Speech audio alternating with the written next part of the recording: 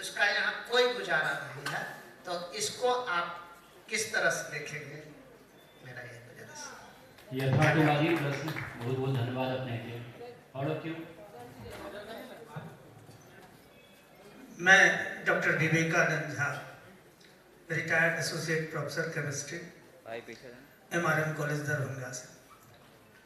Sir, मेरा एक कहना है कि जैसा तक मैं समझ पाया हूँ, हालांकि बहुत कुछ समझने का कोशिश तो कर रहा हूँ लेकिन समझ नहीं पाया हूँ। हमको लगता है कि ये जो जनसुराज है वो बिहार सेंट्रिक है फर्स्ट, लेकिन इस बैनर पर कहीं बिहार का चर्चा नहीं है सर। और ये देख के हमको थोड़ा सा जो है सो ये हुआ, क्या हम अपने इस बैनर पर बिहार के किसी चीज का, ऐसा कुछ भी नहीं है मेरे पास जिसको हम इस बैनर पे दे सकें? अगर ऐसा हो तो सर आपके लिए आभार प्रकट करूंगा। दूसरी बात कि सर, मैं जब आ रहा था, मुझसे कुछ दिन पहले भी जब मेडिकल कॉलेज कैंपस में आपका मीटिंग होने वाला था, हमको बच्चों ने, उस समय हम रिटायर नहीं किए थे और आपके कुछ वॉलंटियर्स हमसे मिले थे और मैंने उनसे बात की थी। हमको अच्छा लगा था, रादर उसका कम्युनिकेशन स्किल भी बहुत अच्छा था और वो अच्छे अच्छे इंस्टीट्यूट से पढ़े हुए बच्चे थे। मैंने उनसे कहा था कि मैं आ रहा हूँ। फिर जब कुछ दिन, 2-3 दिन पहले हमको फोन आया तो हमको कहा गया कि आइए, लेकिन जब हम आने लगे यहाँ तो मैंने अपने भीतर झांका कि तुमने बिहार के बारे में आज तक सोचा क्या है? बिहार की बेहतरी के बारे में आज जो चले हो सुनने के लिए, वो आज तक तुमने सोचा क्या है?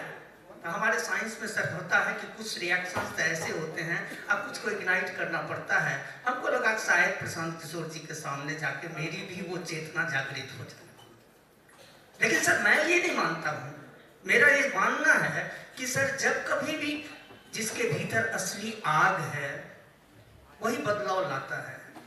हम उस असली आग वाले चेहरे को सामने कैसे लाएं? सब जानते हैं बिहार में 2-3 समस्याएं हैं मुख्य रूप से। शिक्षा की समस्या है, चिकित्सा की समस्या है और रोजगार की समस्या है और इसी के चलते पलायन की समस्या है। इन चारों चीजों को सब जानते हैं। समय कम है, हम कौन सी ऐसी कोशिश करें हर ब्लॉक लेवल में, हर गांव लेवल में? हम बहुत नहीं बदल सकते हैं लेकिन अपना एक छाप तो छोड़ सकते हैं। धन्यवाद सर। बहुत बहुत धन्यवाद।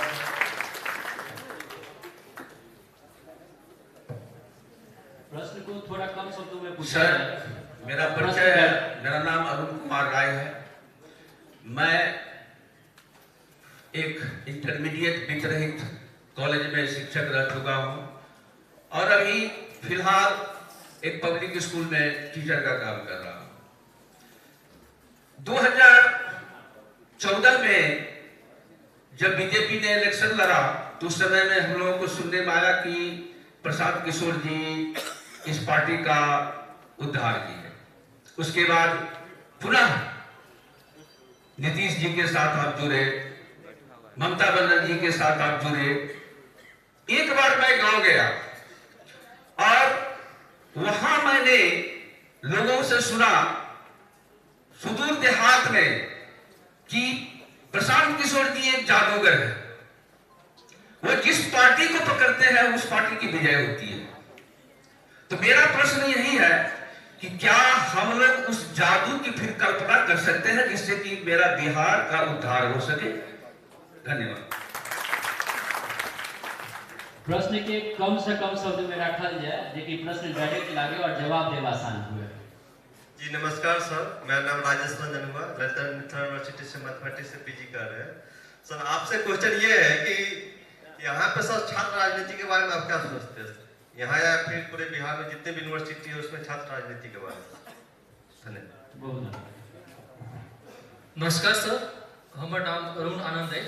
हमार सवाल है वहाँ सर कि बीपीएससी जो एग्जाम लेके टीचर वाला वो चुनाव घड़ी जखन अबै छै तखन उद्घोषणा किया करे छै बीपीएससी के ई वोट के लोभ ले दऽ रहल छै, अन्यथा एकर किछु और प्रयोजन छै। एक तऽ निश्चित समय के न तय करे छै इस साल में हमरा एतेक नौकरी देबाक अछि, एना में युवा जे तैयारी कर रहल छै कॉम्पिटिशन में तकरा लेल तऽ समस्या छै ने सर, बहुत पैघ समस्या छै। ताहि पर अहाँ की विचार अछि बाद में हमरा बताएब। धन्यवाद। और किनको सवाल कली पाछू जी हमार नाम है रूपेश मिश्रा एक शिक्षक छी प्राइवेट स्कूल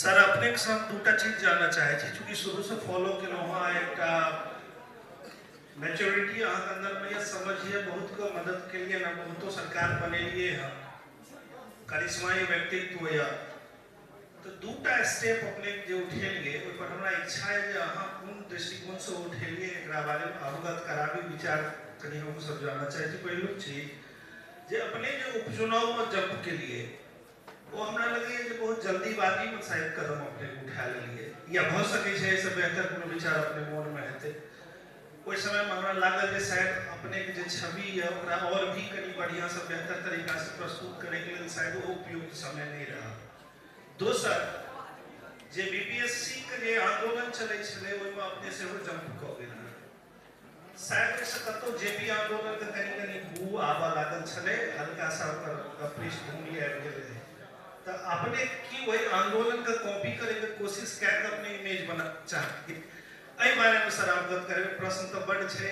लोगो सब बड़ छै त कम समय ले छै दोनों प्रश्न पर नजर जरूर डालबे धन्यवाद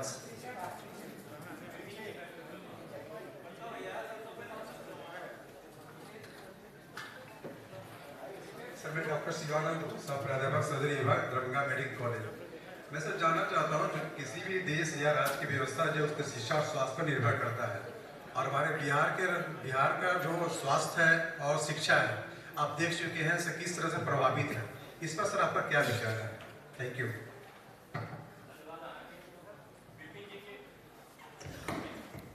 4-5 सवाल और लेके उत्तर हम दे देंगे वरना फिर भूल भी जाएंगे कि कितने लोगों ने क्या सवाल पूछा।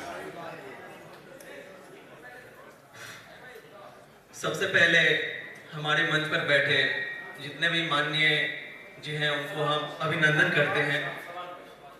मेरा नाम मोहम्मद सलाम हुआ और मैं अभी छात्री हूँ, वैसे एक प्राइवेट टीचर भी हूँ, अपना कोचिंग संस्थान चला रहा हूँ। सर बस मुझसे आप एक बात पूछनी है, जो अभी जो वर्तमान समय में सर हमारे बिहार की दशा जो है किसी भी फील्ड में हो, अफसरशाही सर बहुत ऊपर है सर। चाहे वो किसी भी सरकारी डिपार्ट हो, चाहे वो ब्लॉक हो या सरकारी अस्पताल हो या कोई कॉलेज हो या कोई भी संस्थान हो सरकारी, तो सर हम जैसे प्राइवेट लोग को सर अफसरशाही का नौबत झेलना पड़ता है सर। तो इस विषय वस्तु पर सर आपसे अनुरोध है जो इस बात को जरूर आप अगर आपकी सत्ता आए तो इस पर आप क्या कीजिएगा? धन्यवाद। बहुत धन्यवाद। और आप क्वेश्चन के शॉर्ट रखो और कहीं माइक के पाछू पठा दियो, पाछुओं में बड़ लोग छे। मेरा नाम भवेश झा होगा, मैं यूनिवर्सिटी ऑफ त्रिपुरा के साथ मानसिक स्वास्थ्य और आत्महत्या रोकथाम पे काम करता हूँ और मैं राजनीति को बहुत क्लोजली देखता हूँ। तो मेरा संघ से और विद्यार्थी परिषद का भी बैकग्राउंड है। तो जो संघ का जो सोच था कि सही लोग और जैसा कुछ थोड़ा मैच हो रहा है, तो लेकिन पिछले 10 वर्षों में क्या हुआ कि जो वो कॉम्प्रोमाइज हो गया। जो सही लोग हैं वो सत्ता पाने के लिए गलत लोगों को भी संघ ने शामिल कर लिया और बीजेपी अनेक राज्यों में जो भ्रष्टाचार में लिप्त लोग थे उनको भी सत्ता तक पहुंचने के लिए उनका उपयोग किया। तो स्टेटमेंट है प्रश्न जी, तो हमारा प्रश्न ये है कि जन स्वराज के जो सही लोग छे, सही लोग के की क्राइटेरिया हेबाक चाहिए, कनी ओइ पर और नैरो डाउन करे के जरूरत छे, ओइ पर अहाँ के टिप्पणी चाही।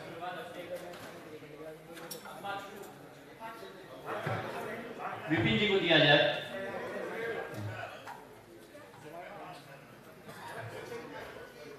सर हमारा नाम है विपिन कुमार झा, हम समाजशास्त्र विभाग में मिथिला महिला कॉलेज में विभागाध्यक्ष छी। अहाँ से सर हमार प्रश्न है जे बिहार में शिक्षा के सुधार के लिए अपने जते सूत्र दऽ रहल छियै, बिहार में विगत 3 दशक से वित्त रहित नीति लागू है।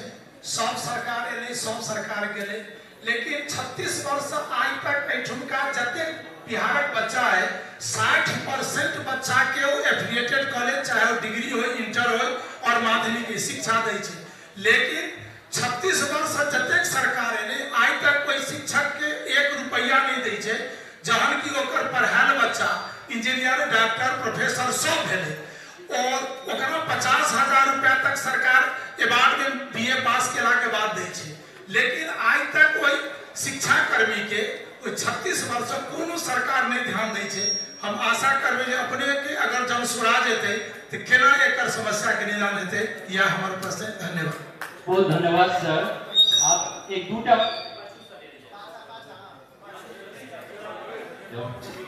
और जे शिक्षा पर प्रश्न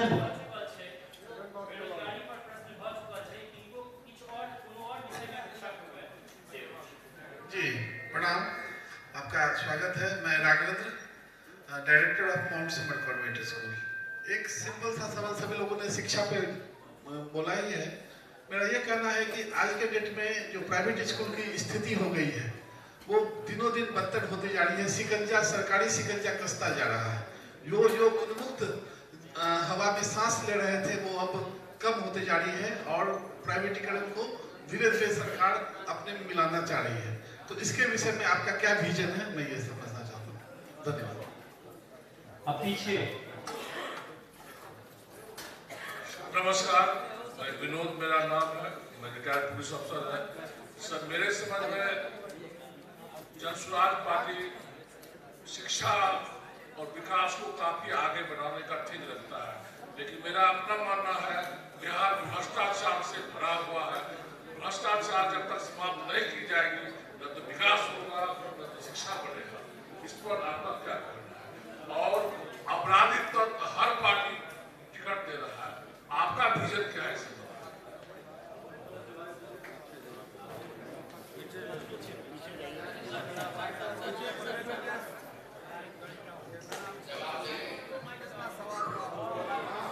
नमस्कार, मेरा नाम अभय चौधरी है। मेरा सवाल है सर कि जो हमारे बिहार में किसानों की समस्या है, बाढ़ की समस्या है, ये बहुत बड़ी समस्या है। दूसरी बात है कि एक किसानों की संस्था है, सरकार का रजिस्टर्ड संस्था है जिसको पैक्स कहते हैं, और सरकार के तरफ से पैक्स में आज तक किसी भी तरह की योजना को नहीं दिया गया। साथ ही पैक्स के किसी सदस्यों को या अध्यक्ष को पंचायत प्रतिनिधि का दर्जा तक नहीं दिया गया। क्या हमारी पार्टी जन स्वराज पार्टी अगर सरकार में आती है तो इसके लिए कुछ करना चाहेगी क्या?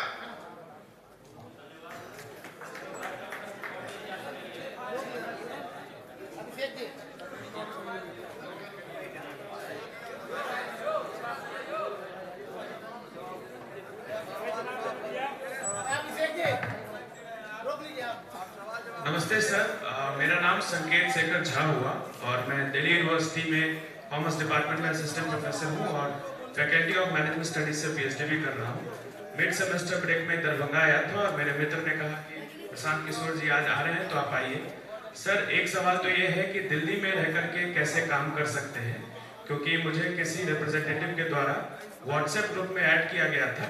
वो व्हाट्सएप ग्रुप सिर्फ एडमिन उस पर लिख सकता है या उस पर कोई सूचना दे सकता है, तो मैं ये चाहूँगा कि वो सबके लिए खोल दिया जाए और आप और मार्गदर्शन करें कि हम दिल्ली में रह करके कैसे हम बिहार के लिए और जन स्वराज। अब हमरा बुझाइए कि प्रश्न भ गेलै या प्रशांत जी के जवाब के हमरा के प्रति सर एक सवाल पहले जवाब दे देते, फिर बाकी और रह जाएगा तो फिर सवाल लेंगे। हम लिखते वोट लेते नहीं है सर। एक प्रश्न भूल जाएंगे सवाल जो आपने पूछा, कोई फायदा नहीं। अभी तक भाई माइक लेके जरा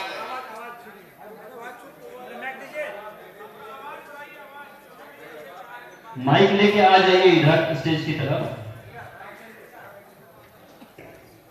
पीछे आवाज आ रही है ना?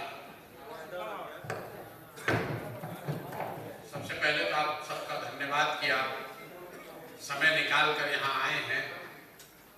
बिहार को सुधारने के किसी प्रयास से अपैरेंटली प्रभावित हैं या कम से कम कुछ आपकी जिज्ञासा है, उसके बारे में जानना समझना चाह रहे हैं। जितने सवाल मैंने सुने उसमें 3 ब्रॉड कैटेगरी जो मुझे समझ में आया।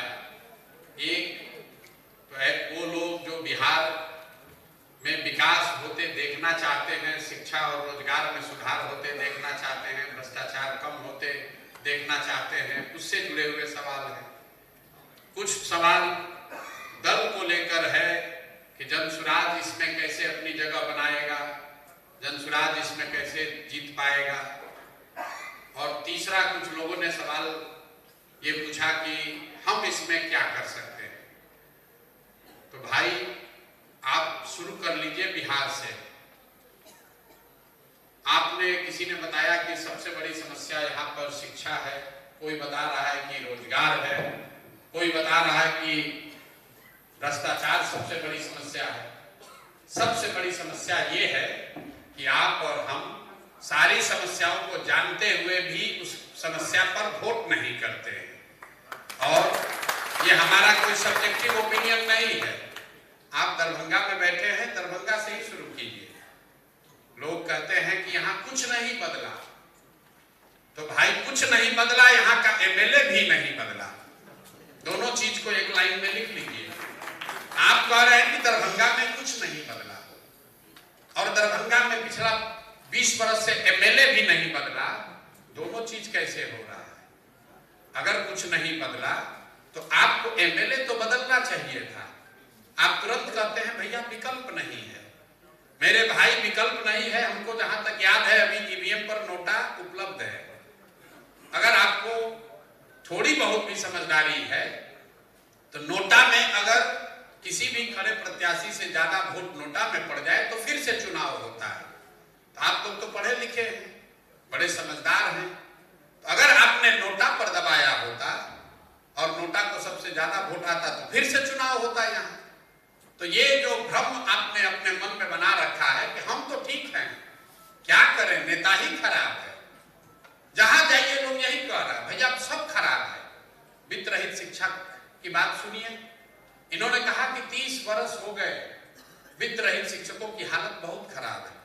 हम भी 5000 गांव में पैदल गए, करीब करीब हर दूसरे गांव में कोई न कोई वित्त रहित शिक्षक मिल जाते हैं। बताते हैं कि कितना कष्ट में ये लोग जी रहे हैं। लालू जी के जमाने में तो बर्बाद ही कर दिया गया। नीतीश जी आए तो कुछ प्रलोभन दिए, फिर भी अभी तक कुछ इनको मिला नहीं।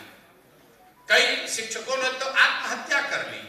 किसी का बेटी का ब्याह नहीं हो रहा है। कुछ आप जैसे लोग प्राइवेट स्कूल में पढ़ा रहे हैं, लेकिन जरा दिल पर हाथ रखकर बताइए कि आप और आपके जैसे वित्त रहित शिक्षक पिछले 20 वर्ष में बिहार में किसको वोट दे रहे हैं? पीछे का याद न हो तो अभी जो एमपी इलेक्शन हुआ है उसमें आप बता दीजिए कि आपने किसको वोट दिया।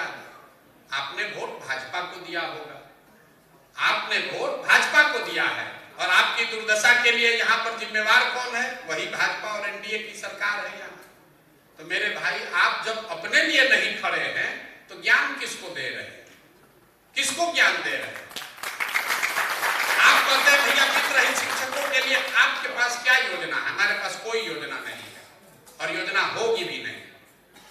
जिन शिक्षकों की स्थिति अपने इतनी खराब है और वो अपना वोट ठीक नहीं कर पाए, हम आपको योजना क्यों बनाएं आपके लिए? हमको तो मालूम है कि आप वोट वही दीजिएगा जहां आप दे रहे थे। जो खुद की चिंता नहीं कर सकता है उसकी चिंता दूसरा आदमी क्यों करेगा भाई? और आप कोई अनपढ़ नहीं है, आप कोई अनपढ़ व्यक्ति नहीं है। आप मतलब व्यक्ति मत लीजिए, आप लोग पढ़े लिखे लोग हैं। एक बार नहीं 30 वर्ष से नीतीश और भाजपा की सरकार है, और बार बार उन्होंने आपको ठगा है ऐसा आपको लगता है, फिर भी जाकर आप उसी को वोट देते हैं।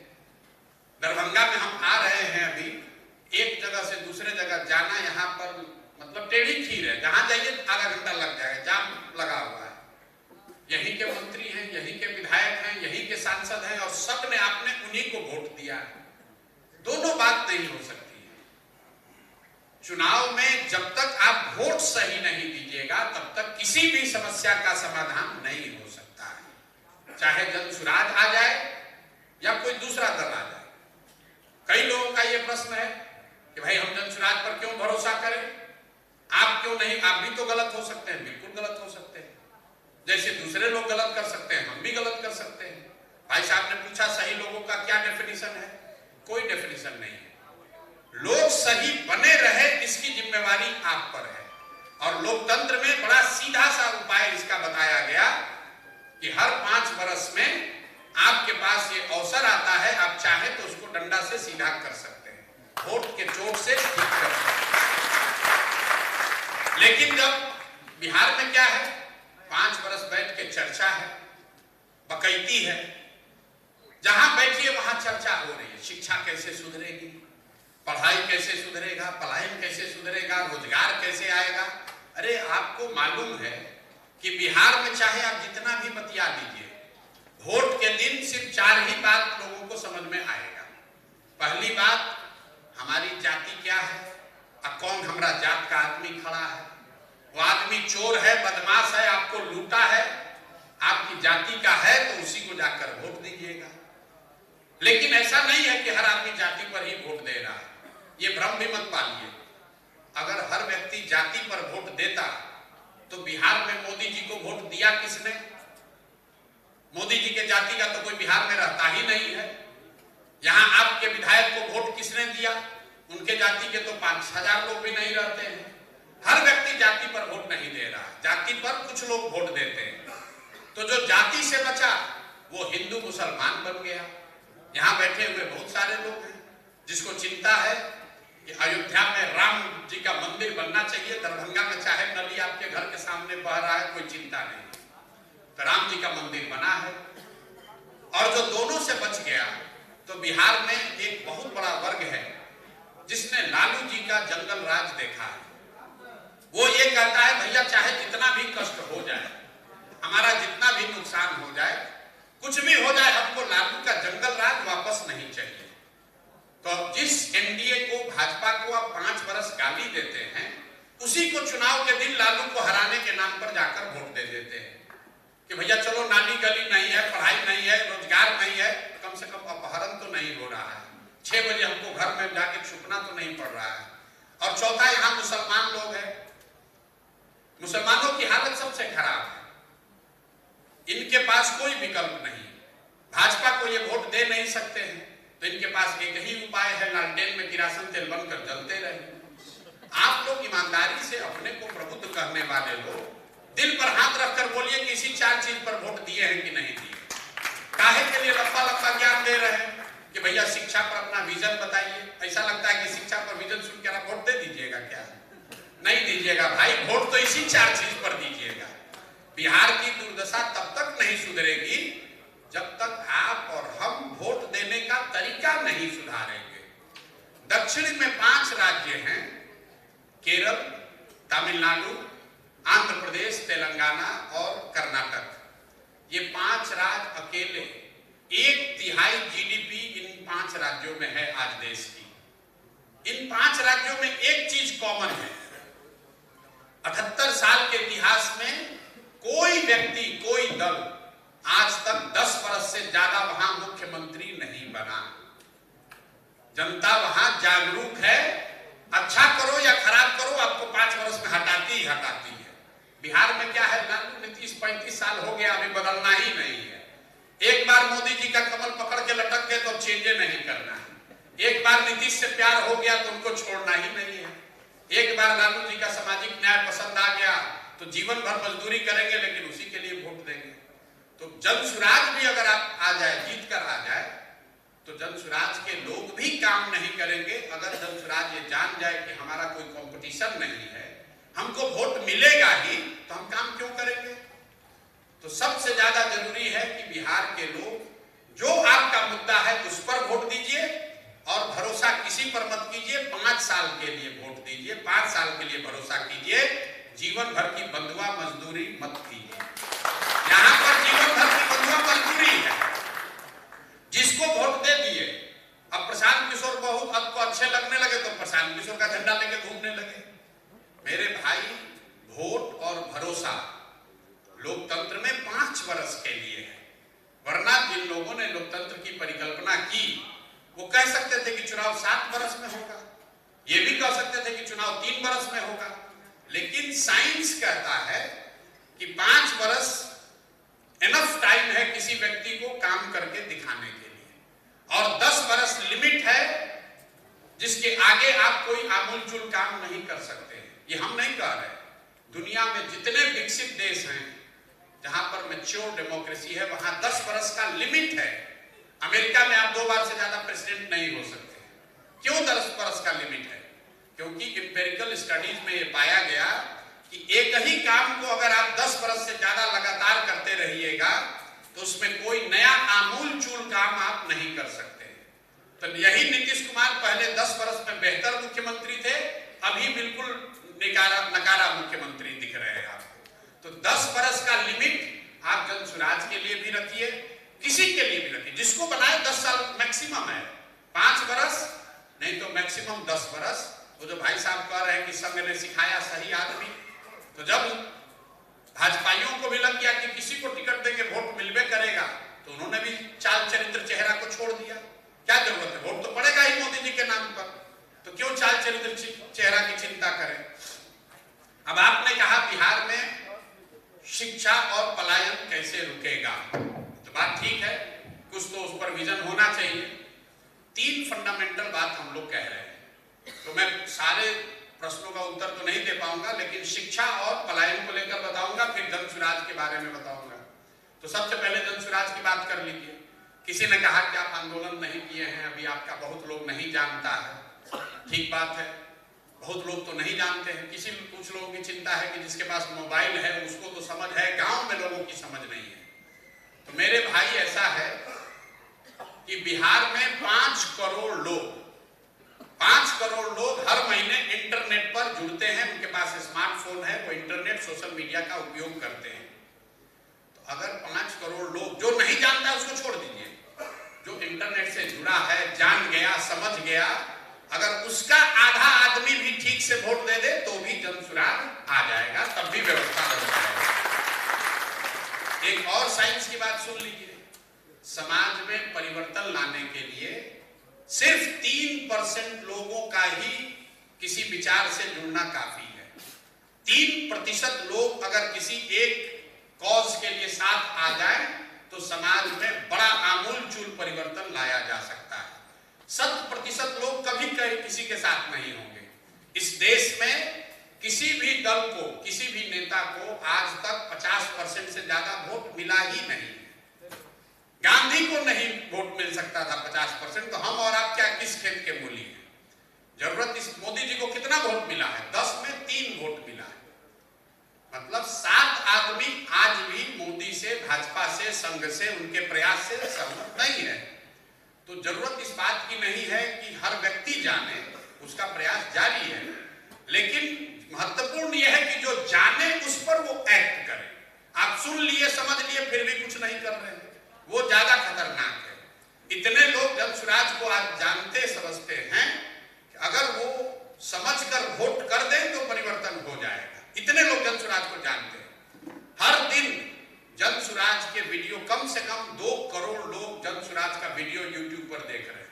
2 करोड़ लोग जो वीडियो देख रहा है, जो कह रहा है कि भैया बात आपकी बहुत अच्छी लग रही है, यही होना चाहिए बिहार में।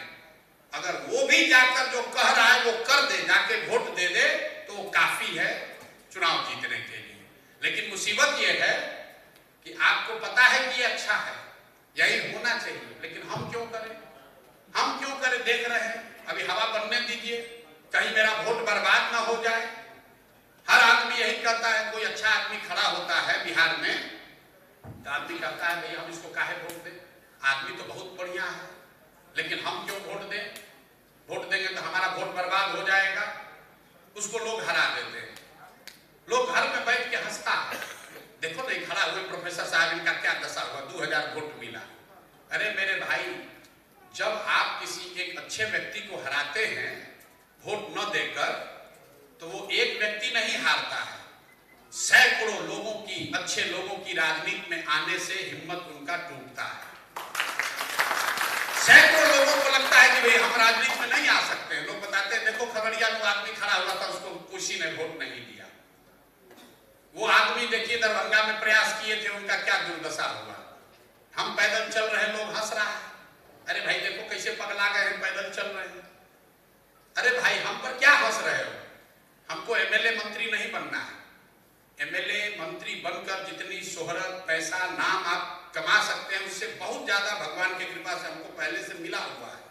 हम ये प्रयास इसलिए कर रहे हैं कि बिहार में सुधार होना चाहिए, और सुधार का प्रयास आप करें या हम करें, प्रयास आज हो या 10 वर्ष के बाद हो, किसी न किसी बिहार के व्यक्ति को ही करना पड़ेगा। खाली ये बतियाते रहने से कि बिहार में बड़ा समस्या है, उससे समस्या दूर होने वाली नहीं है। मैं ऐसा समझता हूं कि इस मिट्टी का कर्ज है, अगर हम लोग जैसा आदमी प्रयास नहीं करेगा तो बिहार में किसका हिम्मत पड़ेगा। इसलिए कर रहे हैं, जीते हारने की चिंता किए बगैर कर रहे हैं। अब आप आ जाइए कि बिहार में ये सुधार कैसे होगा। राजनीति को लेकर आपने कहा यहाँ बाहुबल बहुत है, कोई बता रहा है पैसा चाहिए, कोई कह रहा है जाति है। ये 3 बड़े मिथ हैं कि बिहार में हर चीज जाति पर ही होता है, अंत में वोट जाति पर ही पड़ेगा।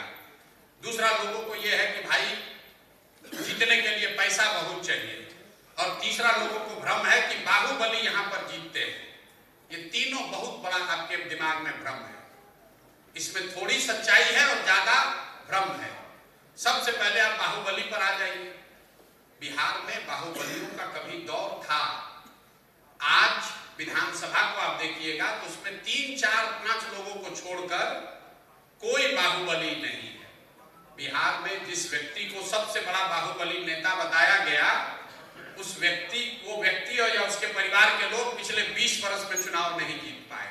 और आप कह रहे हैं कि कोई बाहुबली खड़ा होगा तो उसके जीतने की गारंटी है। उल्टा है, बाहुबली चुनाव नहीं जीतता। कहां बाहुबली चुनाव जीत रहा है?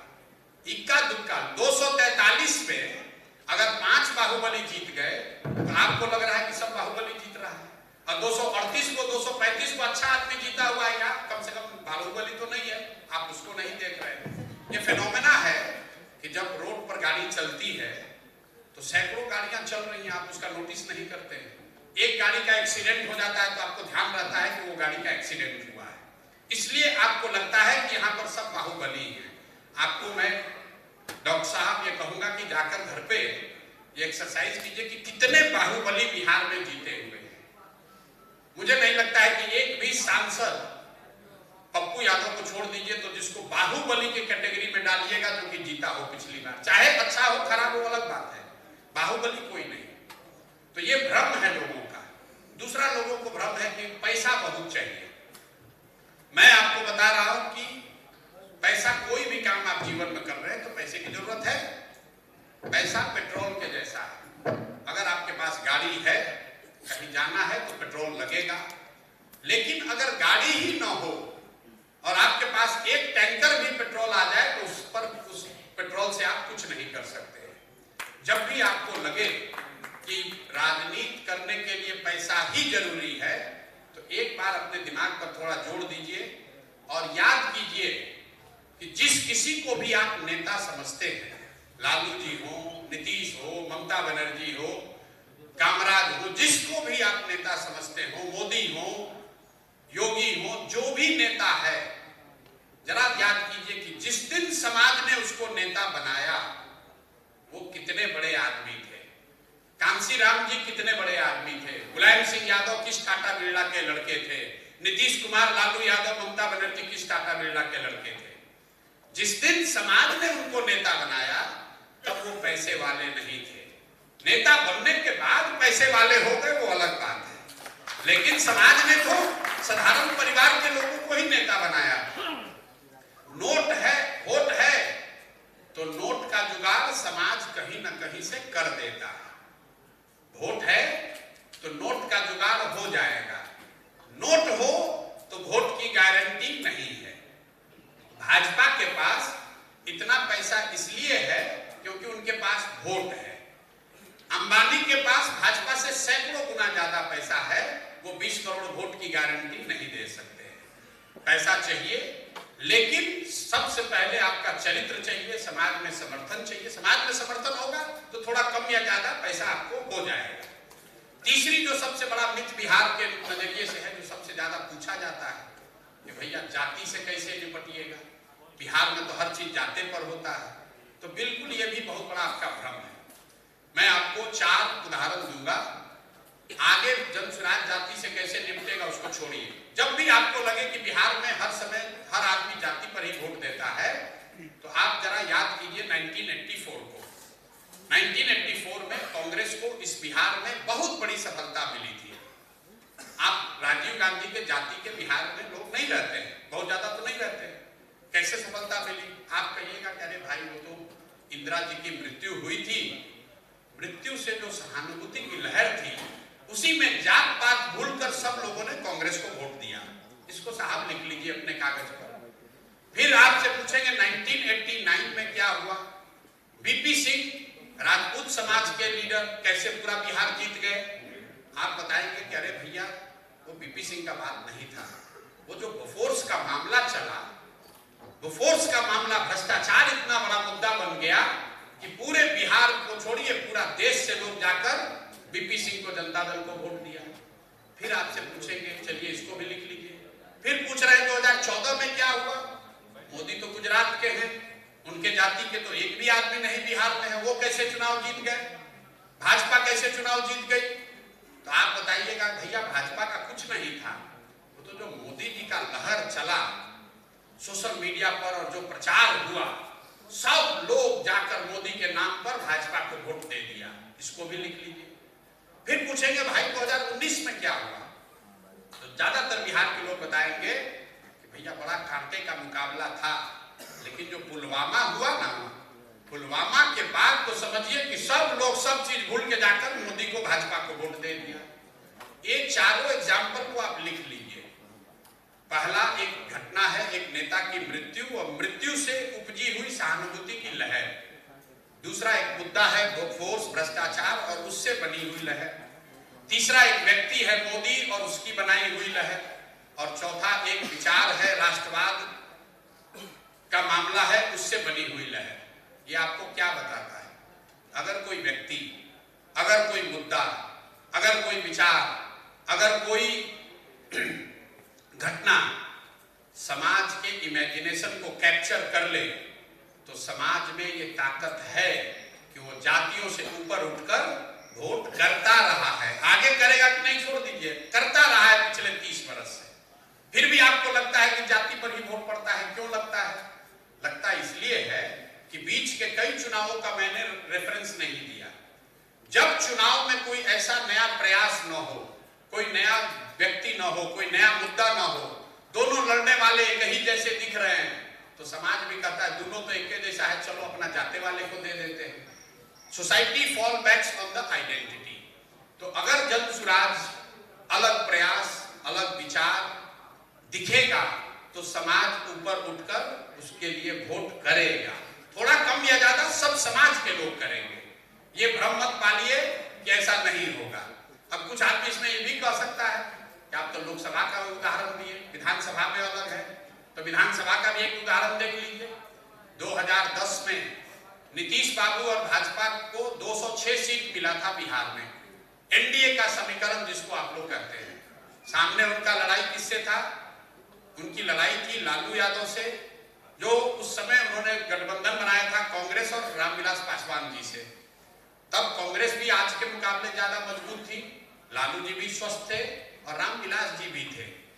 और भाजपा और नीतीश के गठबंधन में तब मोदी जी का फैक्टर नहीं था। तब नरेंद्र मोदी इतना बड़ा नाम नहीं थे, कम से कम बिहार में तो नहीं थे। इसके बावजूद एनडीए को 206 सीट मिला था। आप में से याद होगा लोगों को, 206 सीट। सामने से लालू, कांग्रेस और रामविलास जी, इधर से अकेला नीतीश कुमार और भाजपा 206 सीट। वही समीकरण फिर 2020 में चुनाव लड़े। इस बार नीतीश और भाजपा साथ में, मोदी की भी ताकत है, अमित शाह भी है, संघ भी है, देश में उनकी सरकार भी है, और सामने लालू, कांग्रेस और रामविलास जी तो उस गठबंधन में ही नहीं थे। लालू जी भी कमजोर हो गए, उनके बदले उनका लड़का लड़ रहा था, और कांग्रेस भी 2009 के मुकाबले कमजोर हुई है। इसके बावजूद भाजपा और नीतीश को 115 सीट लाने में दम निकल गया। क्या हुआ? एनडीए के समीकरण के लोग छोड़कर बिहार चले गए? नहीं। 2010 और 2020 में फर्क ये है कि 2005 से लेकर 2010 तक समाज के हर वर्ग ने माना था कि नीतीश कुमार ने अच्छी सरकार चलाई है, तो सामाजिक समीकरण भी था और सरकार का परफॉर्मेंस भी था, तो 206 सीट आया। जब सिर्फ समीकरण के भरोसे गए तो 115 आते आते सब कुछ खत्म हो गया। तो जाति सच्चाई है, उसको आप नकार नहीं सकते हैं, लेकिन जाति एकमात्र सच्चाई नहीं है। जाति एकमात्र सच्चाई नहीं है, ये बात ध्यान में रखिए।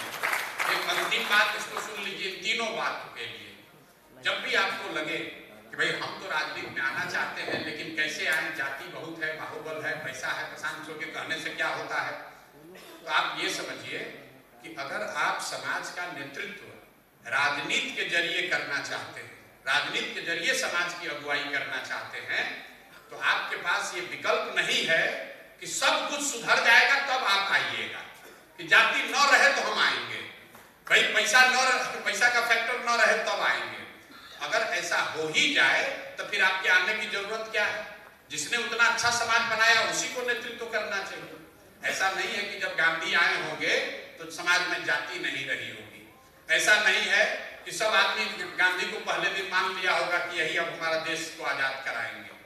अगर आपको नेतृत्व करना है तो आपको संघर्ष करना पड़ेगा, ये विश्वास रखना पड़ेगा कि हम प्रयास कर रहे हैं, लोग इसमें जुड़ेंगे।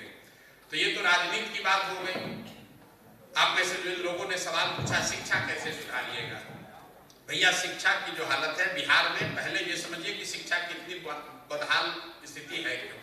इसलिए नहीं है कि स्कूल में खिचड़ी बट रहा है। बहुत लोग कहता है भैया खिचड़ी बट रहा है, स्कूल में कहाँ पढ़ाई हो रहा है। अगर खिचड़ी बटने से स्कूल यहाँ पढ़ाई नहीं होती तो आप ध्यान रखिए कि खिचड़ी सिर्फ 7वें क्लास तक ही बढ़ता है। 8वें क्लास से ऊपर पढ़ाई क्यों नहीं हो रही?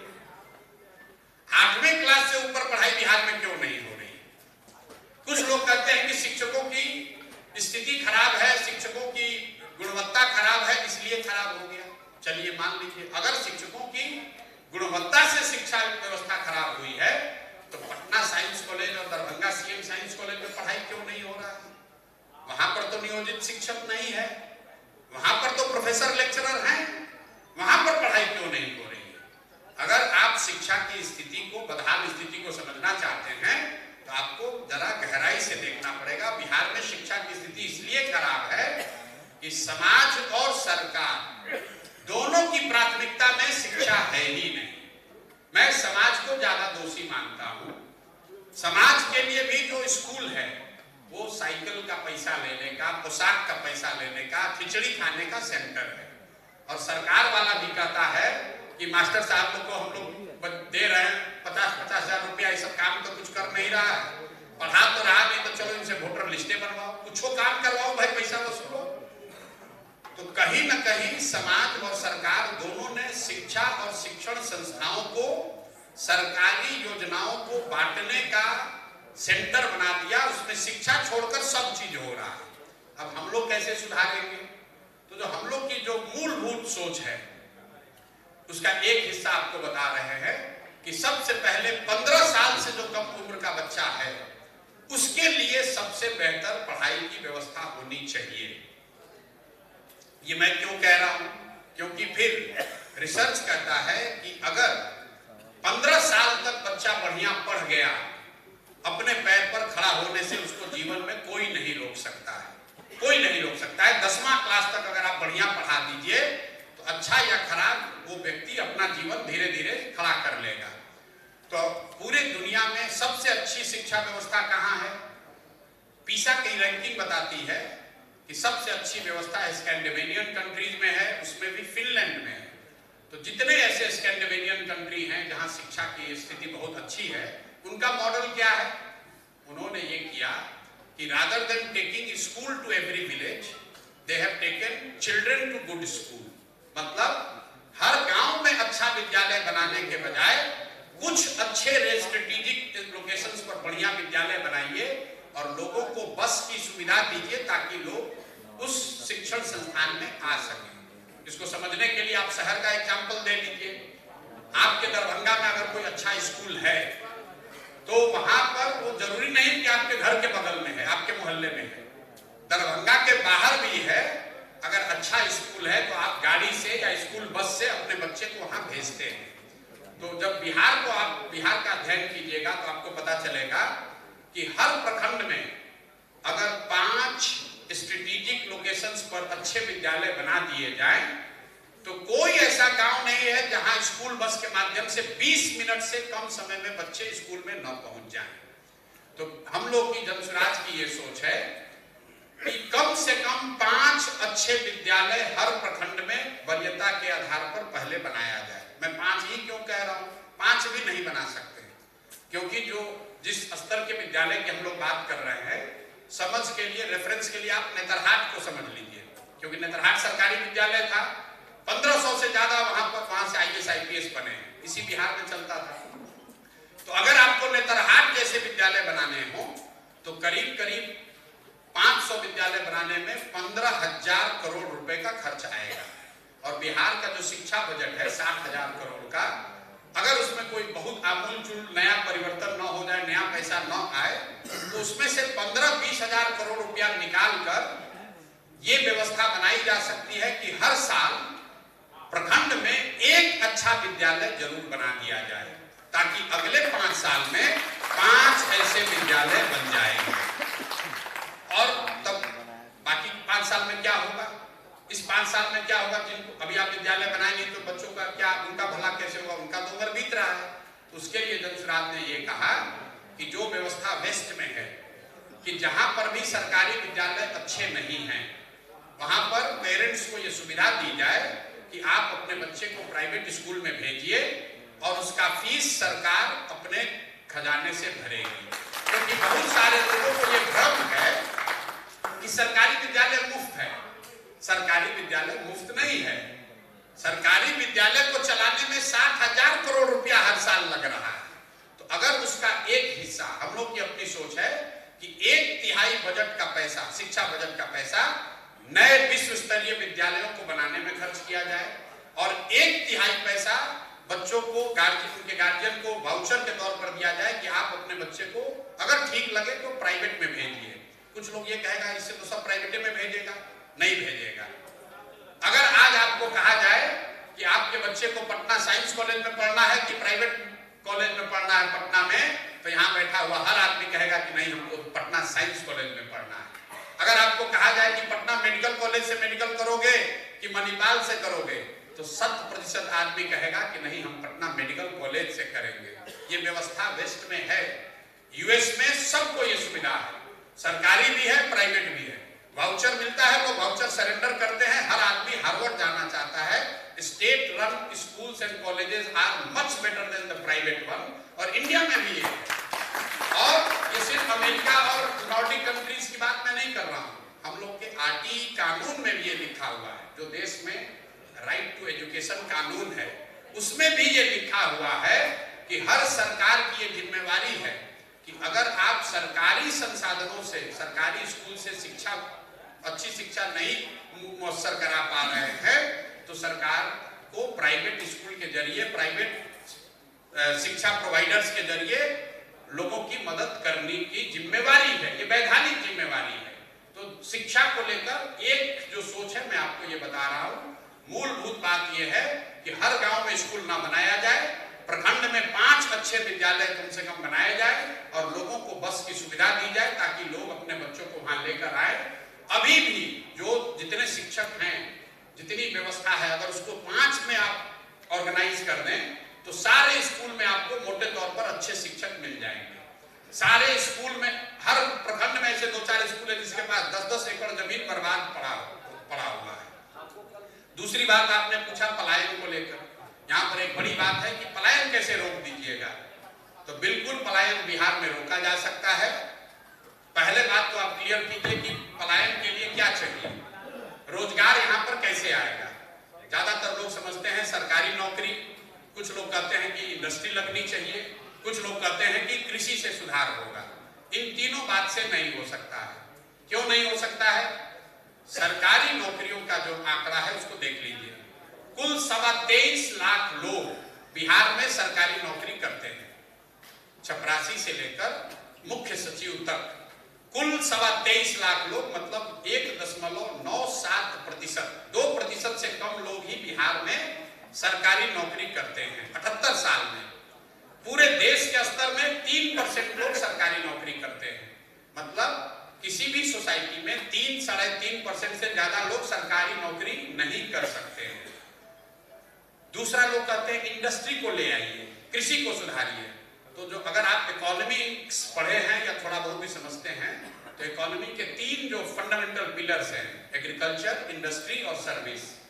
एग्रीकल्चर और इंडस्ट्री मिलाकर 35% इकोनॉमी का 35% ही एग्रीकल्चर और इंडस्ट्री है। तो अगर आप इंडस्ट्री को बहुत बढ़ा भी देंगे, यहाँ एग्रीकल्चर को बहुत सुधार भी देंगे, तो भी आप 35% पॉपुलेशन को ही कैटर कर पाएंगे। अमेरिका में सिर्फ 2% लोग खेती करते हैं, सिर्फ 2% लोग। 1901 में अमेरिका में 54% लोग खेती करते थे, आज 2% लोग खेती करते हैं। तो ये बाकी के लोगों को नौकरी कहाँ से आती है? नौकरी आएगी सर्विस सेक्टर से। जो पूरा बिहार की इकोनॉमी है, देश की इकोनॉमी है, देश में 65% इकोनॉमी का हिस्सा है सर्विस सेक्टर, और बिहार में 66% जो भी इकोनॉमी छोटी बड़ी है उसका 66% है सर्विस सेक्टर। जब तक सर्विस सेक्टर का उद्धार नहीं होगा, उत्थान नहीं होगा, तब तक बिहार में रोजगार लोगों को नहीं मिल सकता है। सर्विस सेक्टर मतलब होटल, स्कूल, पढ़ाई, अस्पताल, रेस्टोरेंट, गाड़ी, जितनी चीजें आप देखते हैं। कोई एक होटल खुला, उसमें 50 आदमी को नौकरी मिला है, रेस्टोरेंट खुला है, उसमें 50 आदमी नौकरी कर रहा है, कोई टैक्सी चला रहा है, कोई बीएड का कॉलेज खोला है, कोई अस्पताल खोला है, ये सब सर्विस सेक्टर है। तो इकोनॉमी में 65% सर्विस सेक्टर है। तो जब तक यहाँ पर ग्रोथ नहीं होगा, यहाँ पर जॉब नहीं होगा, तब तक बिहार में पलायन, बेरोजगारी नहीं रुकेगा। तो सर्विस सेक्टर में जॉब कहाँ से आएगा? उसका एक फंडामेंटल जो इम्पेडिमेंट है बिहार में, वो है पूंजी का अभाव। और ये बात कह के हम अब खत्म करेंगे। पूंजी का अभाव। Bihar is a capital starved state. यहाँ पर लोगों के पास पूंजी नहीं है। पूंजी क्यों नहीं है?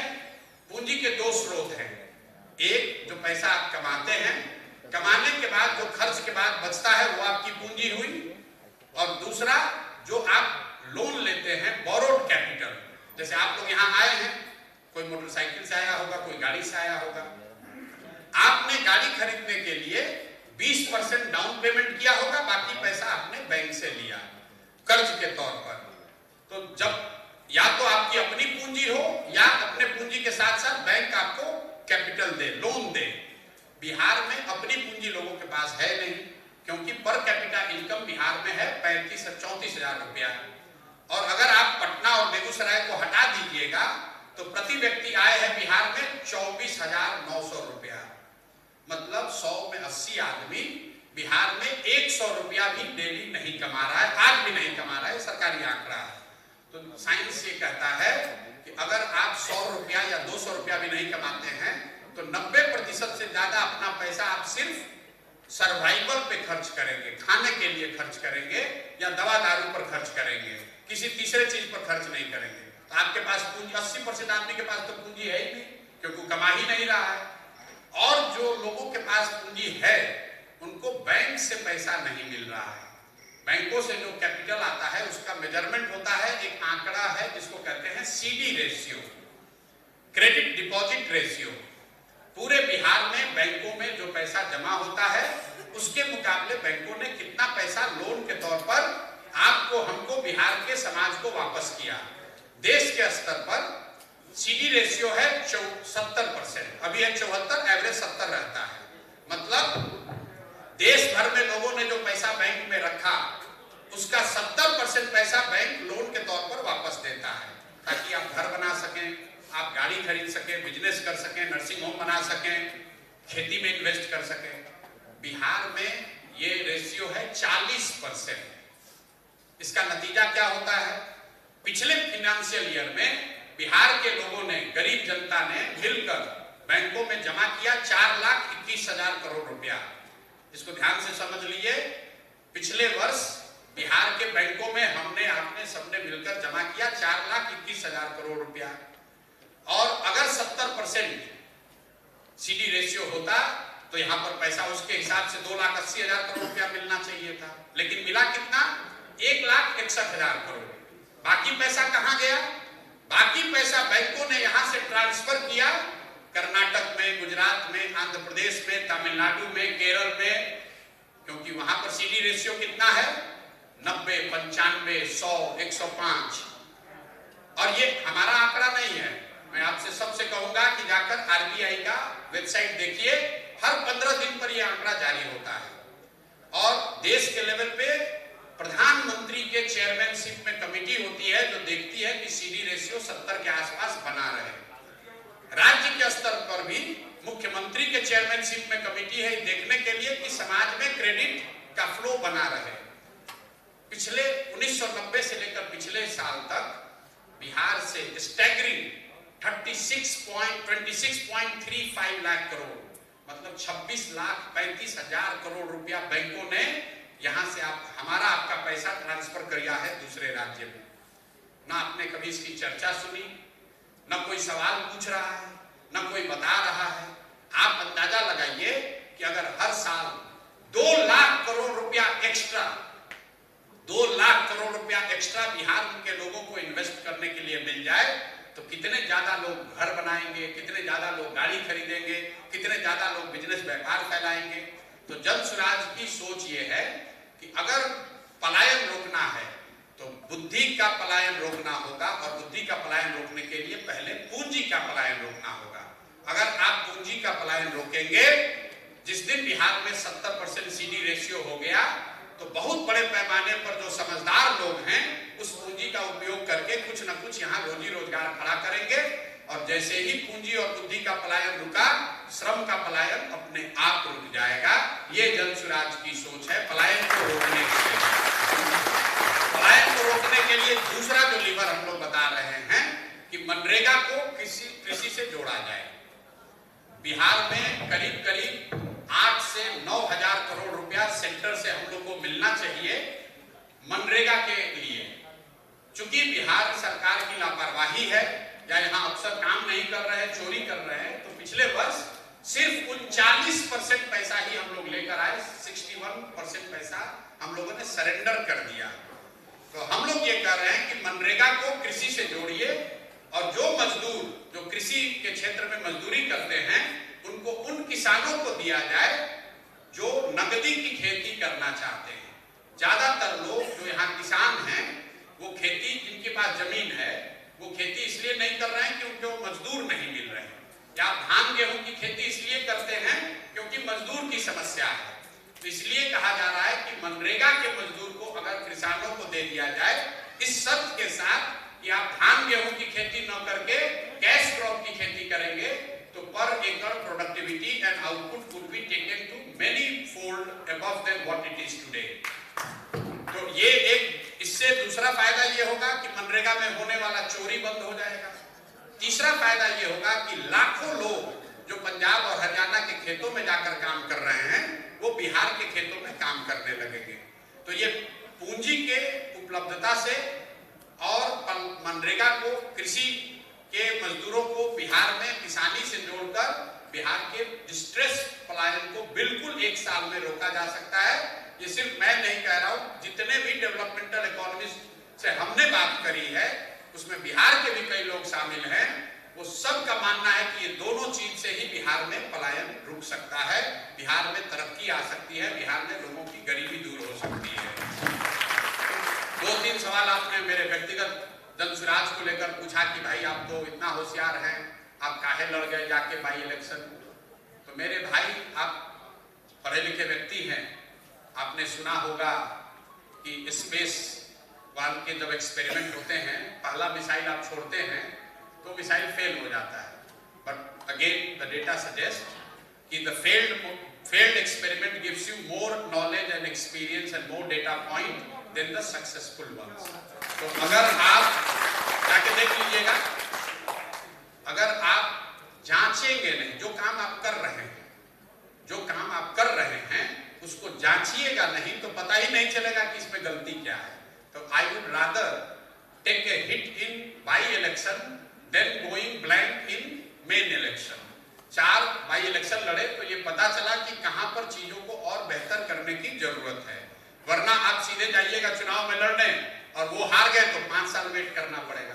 तो इसलिए लड़े।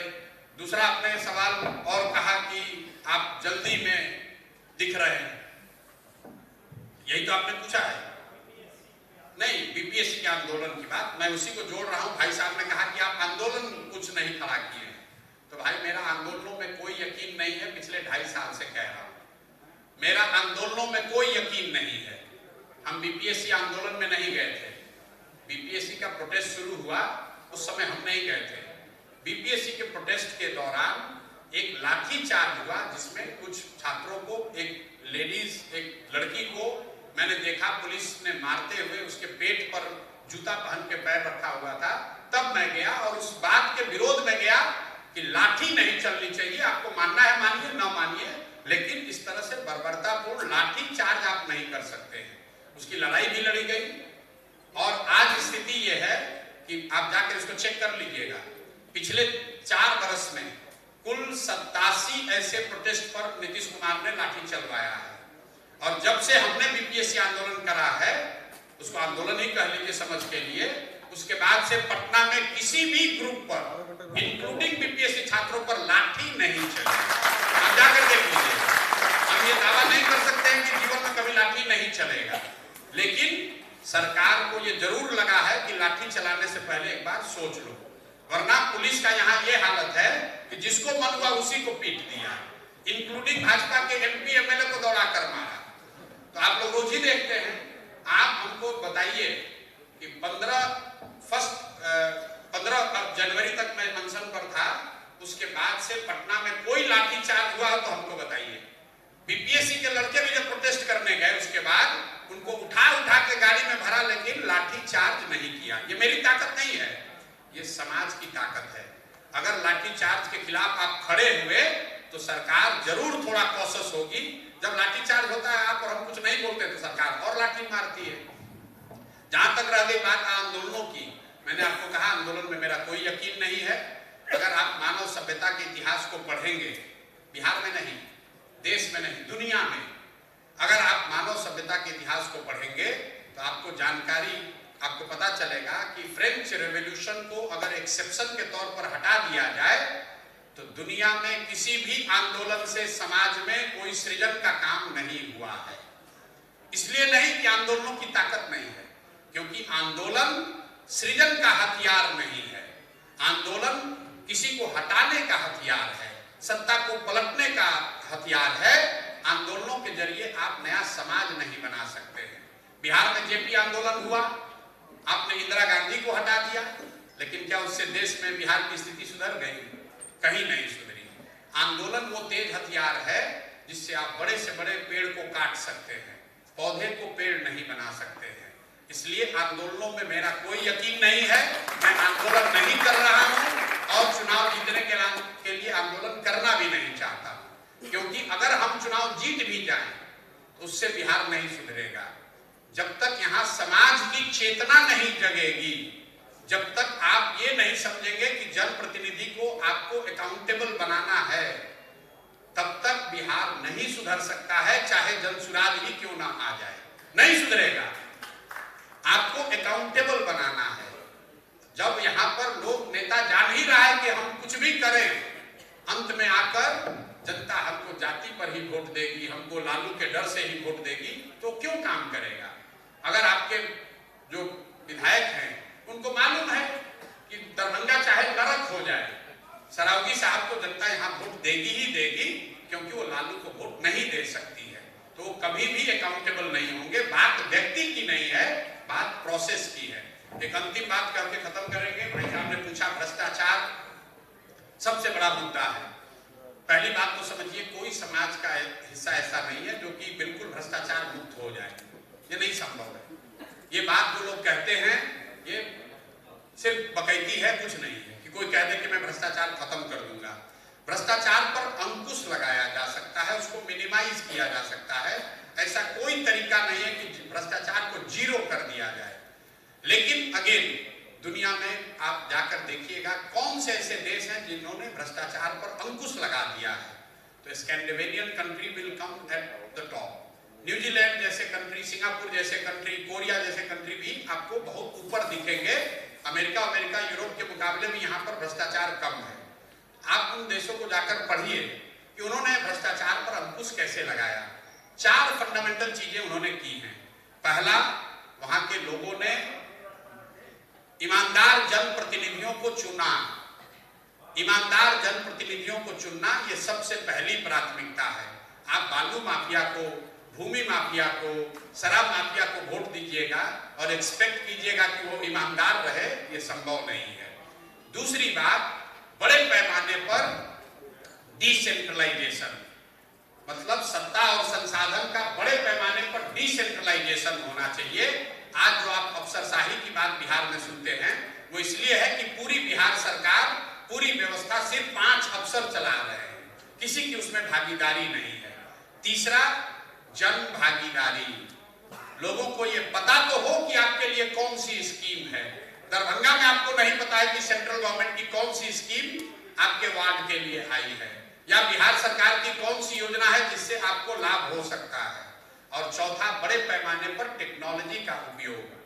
टेक्नोलॉजी के उपयोग से भ्रष्टाचार पर अंकुश लगाया जा सकता है। आप एक एग्जाम्पल देखिए, बिजली का बिल अब चोरी कम हुआ है। क्यों? क्योंकि मीटर्स लग गए, स्मार्ट मीटर लग गए। नल जल योजना बनी।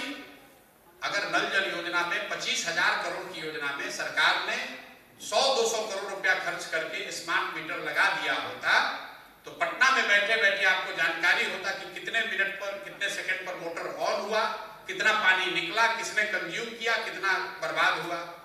तो इन 4 चीजों को करके ही भ्रष्टाचार पर अंकुश लगाया जा सकता है। सही लोगों का चुनाव हो, बड़े पैमाने पर डिसेंट्रलाइजेशन हो सत्ता और संसाधन का। तीसरा, जन भागीदारी को बढ़ाया जाए। और चौथा, टेक्नोलॉजी का प्रयोग किया जाए। कोई क्विक फिक्स नहीं है कि हम आएंगे और बस ठीक हो जाएंगे। भैया, जब तक कुर्सी पर आप नहीं बैठे हैं, हर आदमी ईमानदार है। जैसे ही मौका लगा तो उससे बड़ा भ्रष्ट कोई नहीं है। लक्ष्मी में इतनी गर्मी है कि जैसे वो सामने दिखती हैं तो अच्छे अच्छे का विचार हिलने लगता है। तो सिस्टम पर बात करने की जरूरत है, व्यक्ति पर बात करने से नहीं होगा कि प्रशांत किशोर आएंगे तो भ्रष्टाचार रुक जाएगा। नहीं रुकेगा। भ्रष्टाचार तब रुकेगा जब लोग सही लोगों को चुनेंगे।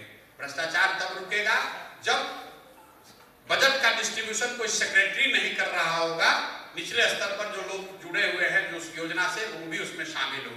भ्रष्टाचार तब रुकेगा जब आपको पता होगा कि आपके लिए कौन सी योजना चल रही है। भ्रष्टाचार तब रुकेगा जब टेक्नोलॉजी का उपयोग होगा। हम कोई क्विक फिक्स नहीं देते हैं, इसीलिए कहते हैं भैया 10 साल का नजरिया रख के चलिए, नहीं तो कोई उपाय नहीं है।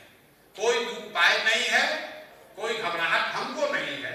आपको अगर घबराहट है तो आप थोड़ा और मेहनत कीजिए। अंतिम बात, कुछ लड़कों ने कहा हम कैसे क्या कर सकते हैं।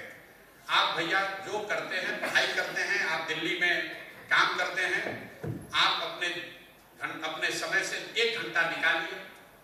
कुछ नहीं करते होंगे, आप लोगों से, मित्रों से, परिवारजनों से तो बात करते ही हैं। आप अपने गांव का जिम्मा लीजिए।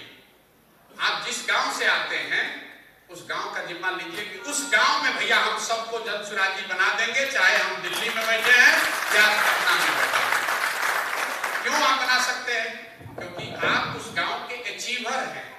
आपको गांव वाला समझता है कि देखिए सोनू है, पढ़ के अमेरिका चला गया है, ये देखिए लड़का पढ़ के दिल्ली चला गया। आपकी बड़ी इज्जत है। तो आप कुछ मत कीजिए, 10 प्रमुख आदमी को उस गांव में फोन कीजिए, उसको बताइए कि अच्छा प्रयास है, इसमें कंधा लगाओ, जीत हार की चिंता किए बगैर लगाओ, हर हालत में लगाओ, तभी बात बनेगी। दूसरा, सोशल मीडिया का जमाना है। हम क्या कर रहे हैं?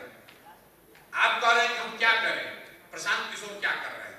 हम तो कुदाल नहीं चला रहे हैं, किसी का घर नहीं बनवा रहे हैं, किसी को नौकरी नहीं दे रहे हैं, खाली बात से लोगों को समझा रहे हैं। तो आपको भी यही करना है। जो भी मिले उसको समझाइए कि बिहार को सुधारना है तो भैया कुछ सही प्रयास करो, जीवन में कम से अपने अच्छा करो, दूसरा अच्छा करे न करे, बिहार को सुधारने का अंतिम मौका है, इसके लिए प्रयास करो। मेरी समझ से मैंने सारे क्वेश्चन कवर कर दिया। अगर किसी का छूट गया हो तो पूछ लीजिए, नहीं तो बहुत बहुत धन्यवाद। खाना वाना की अगर व्यवस्था है तो खाना खिला देंगे आपको। बहुत बहुत धन्यवाद।